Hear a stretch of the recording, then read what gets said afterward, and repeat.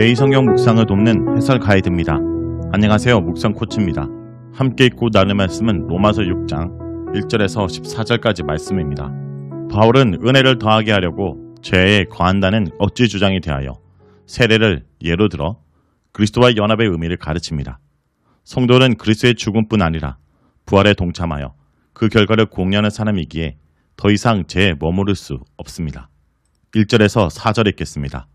그런즉 우리가 무슨 말을 하리요? 은혜를 더하게 하려고 죄에 거하겠느냐? 그럴 수 없느니라. 죄에 대하여 죽은 우리가 어찌 그 가운데 더 살리요?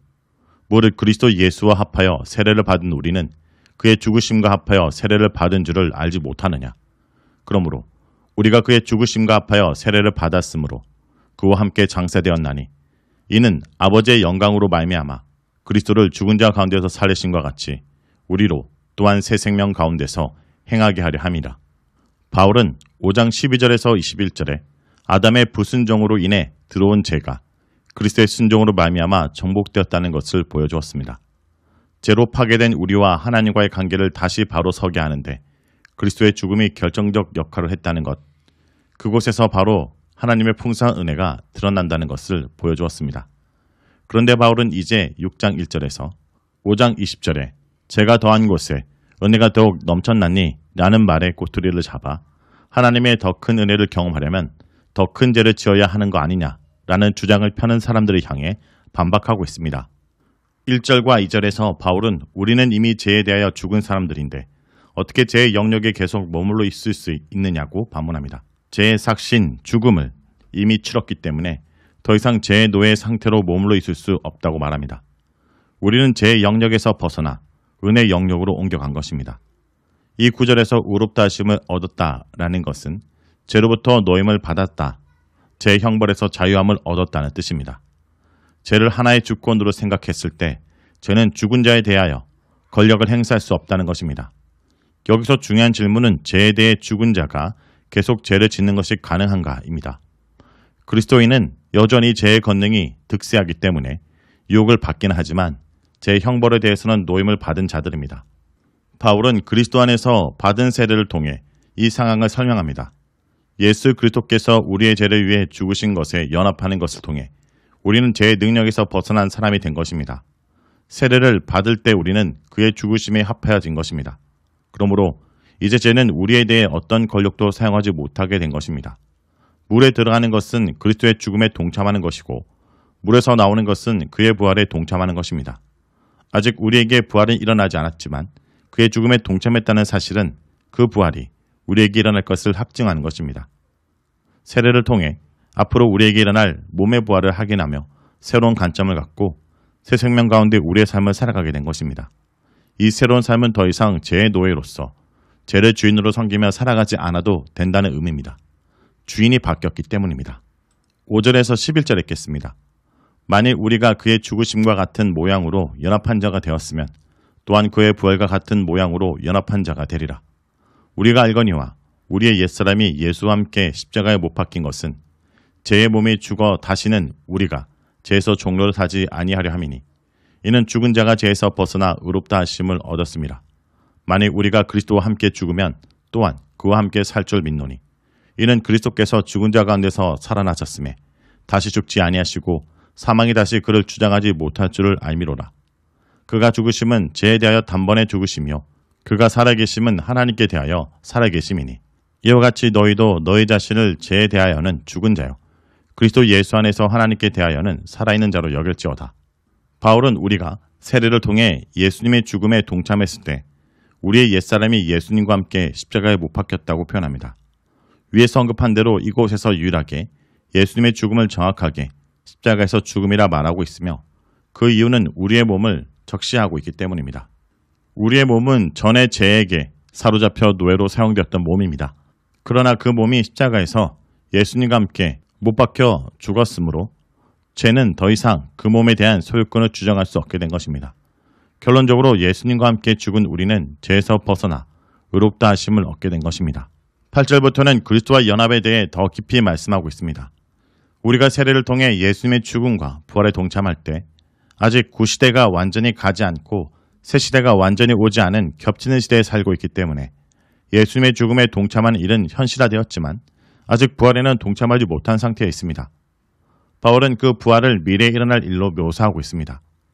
5절 후반절과 8절 후반절을 보면 그리스도의 죽음에 동참하는 것은 과거형으로, 그러나 부활에 동참하는 것은 미래형으로 일관성 있게 표현되고 있는 것을 알 수 있습니다. 우리의 몸의 부활이 완성될 때까지 우리가 누릴 수 있는 새 생명은 완성되지 않은 채 계속 자라가야 하는 과정에 있는 생명입니다. 분명한 것은 새 생명을 우리가 받았고 변화가 시작되었지만 완성이 되지 않았다는 사실입니다. 따라서 우리는 계속해서 죄에 대하여는 죽은 자로, 그리스도 예수 안에서 하나님에 대하여는 살아있는 자로 여기며 우리 안에 시작된 새 생명이 계속 자라가게 해야 하는 책임이 있습니다. 우리가 몸의 부활을 경험할 때 비로소 우리는 완전한 생명을 갖게 될 것입니다. 예수 그리스도는 부활의 첫 열매입니다. 예수께서 재림하실 때 그에게 붙어있는 자는 그 부활에 동참하게 될 것입니다. 그 생명은 변화된 생명이 될 것입니다. 변화된 몸, 변화된 생명을 가지고 살게 될 것입니다. 12절에서 14절 읽겠습니다.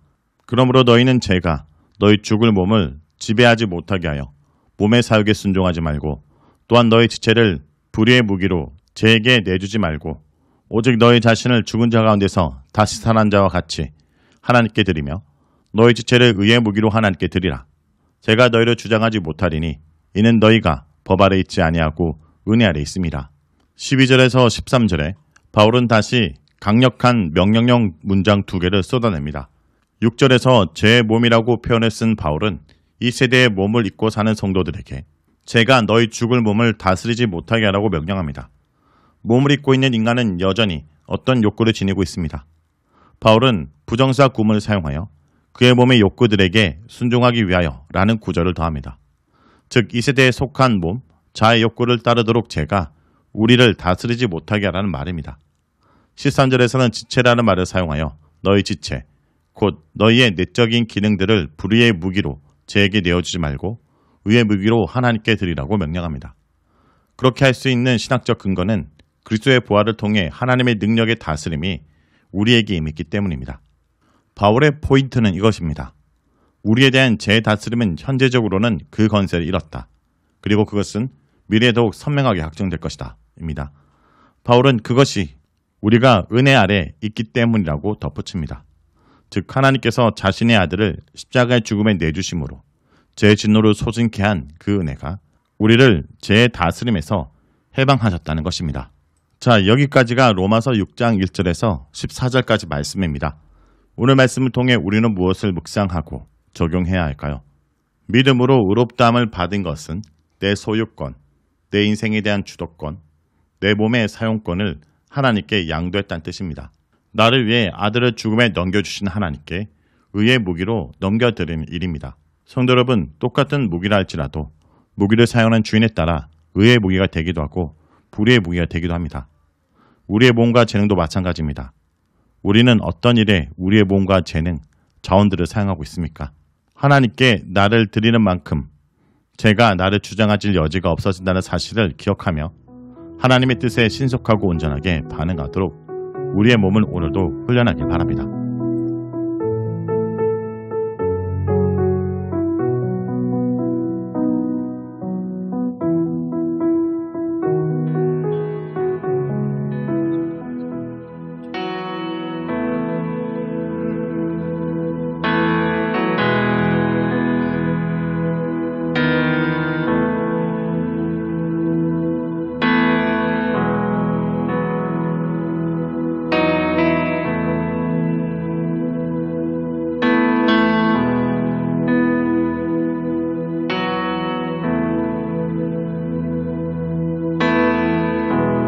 나의 부르심, 나의 영원한 소망, 예수님의 형상을 담는 것,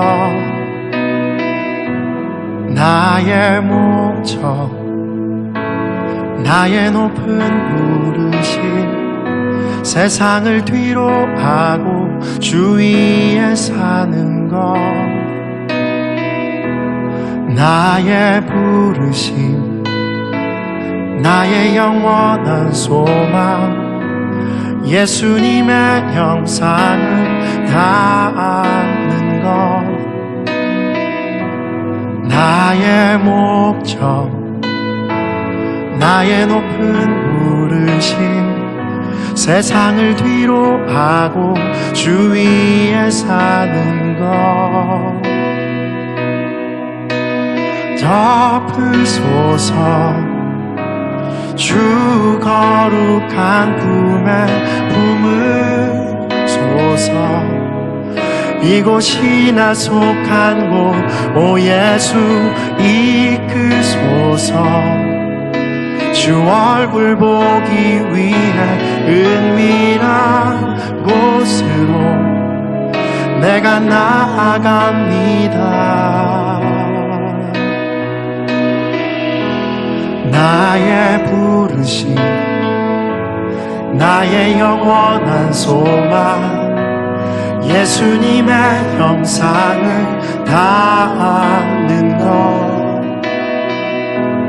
나의 목적 나의 높은 부르심 세상을 뒤로 하고 주 위에 사는 것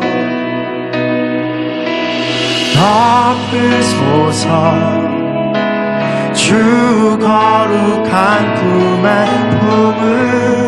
품으소서 이곳이나 속한 곳 오 예수 이끄소서 주 얼굴 보기 위해 은밀한 곳으로 내가 나아갑니다.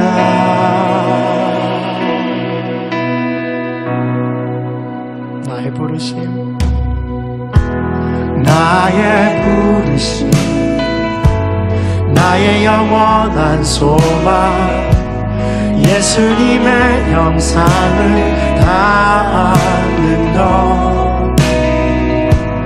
나의 목적 나의 높은 부르심 세상을 뒤로 하고 주 위에 사는 것 덮으소서 주 거룩한 품에 품으소서 이곳이나 속한 곳 오 예수 이끄소서 주 얼굴 보기 위해 은밀한 곳으로 내가 나아갑니다. 주여 덮으소서 주 거룩한 품에 품으소서 이곳이나 속한 곳 오 예수 이끄소서 주 얼굴 보기 위해 은밀한 곳으로 내가 나아갑니다. 오 주님 덮으소서 주 거룩한 품에 품으소서 이곳이나 속한 곳 오 예수 이끄소서 주 얼굴 보기 위해 은밀한 곳으로 내가 나아갑니다.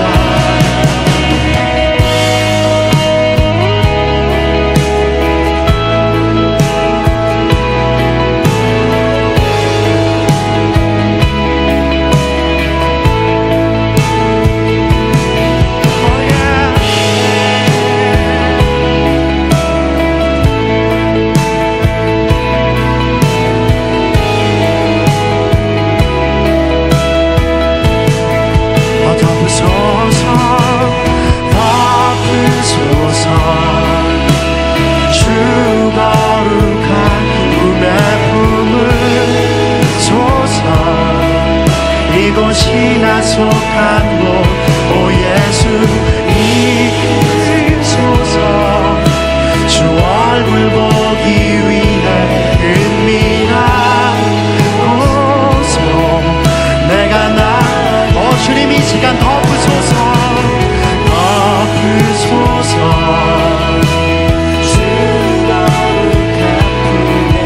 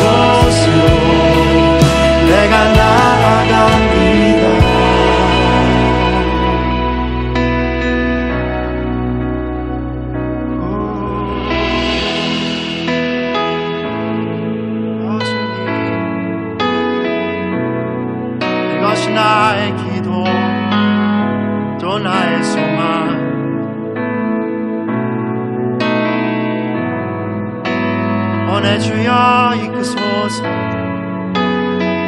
주님 계신 곳으로 나를 이끄소서.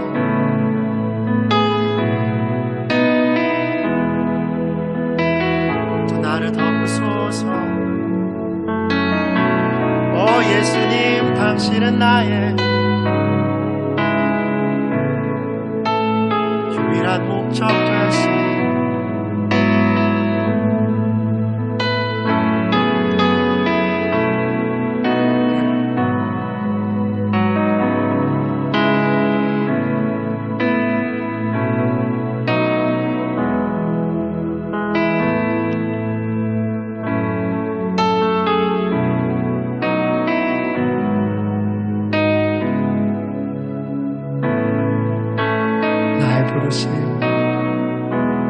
나의 부르심, 나의 영원한 소망, 예수님의 형상을 닮는 것, 나의 목적, 나의 높은 부르심, 세상을 뒤로 하고 주위에 사는 것, 나의 부르심, 나의 부르심, 나의 영원한 소망, 예수님의 형상을 닮는 것, 나의 목적, 나의 높은 부르심, 세상을 뒤로 하고 주위에 사는 것, 나 주를 경배하리, 엎드려 절하며 고백해 주 나의 하나님. 오 사랑스런 주님, 아름답고 놀라우신 주, 나 주를 경배하리, 나 주를 경배하리. 고백해 주 나의 하나님. 오 사랑스런 주님, 존귀한 예수, 아름답고 놀라. 우리 한 번 더 찬양하겠습니다. 나 주를 경배하니, 나 주를 경배하니, 나 엎드려 고백해 주 나의 하나님. 오 사랑스런 주님, 존귀한 예수님. 우리 한 번 더 찬양하겠습니다. 우리의 손을 가슴에 얹고 한 번 더 찬양하시겠습니까? 나 주를 경배하니, 엎드려 절하, 내 마음은 고백해. 오 당신은 사랑스런 주님, 존귀한 예수님, 아름답고 우리가 이번에는 우리의 두 손을 우리가 주님께 드립시다. 나 주를 경배하리, 나 주를 경배하리, 엎드려 절하며 고백해 주 나의 하나님. 오 사랑스런 주님, 존귀한 예수,